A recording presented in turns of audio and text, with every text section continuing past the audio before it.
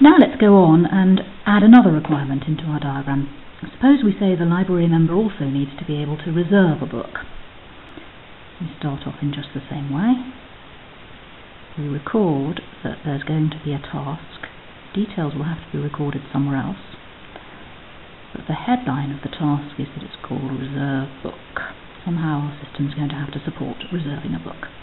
And it's the library member who wants to do it. The library member is going to interact with our system somehow to carry out that functionality. But suppose in this case, when we have a conversation with the customer, we find out that reserving a book might have to involve some kind of interaction between our system, the one we're designing, and an external system that already exists, the interlibrary loan system.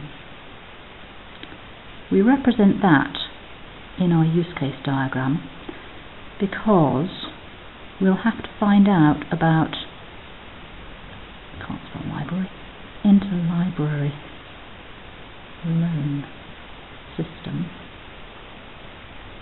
We're going to have to find out about the required interactions between our system and the interlibrary loan system, pretty much like we're going to have to find out about the requirements on the interactions between our system and any other user.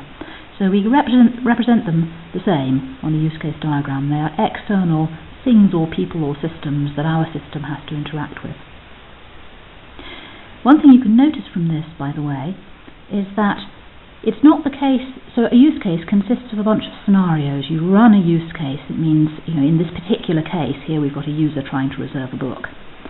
It doesn't have to be the case that for every single scenario in this use case there's a library member involved and there's a interlibrary loan system involved.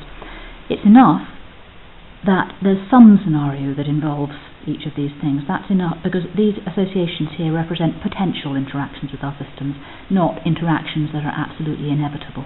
So it's perfectly fine for there to be some scenarios in Reserve Book which only involve the library member and don't involve the interlibrary loan system. Maybe they're reserving a book which is right here in this library.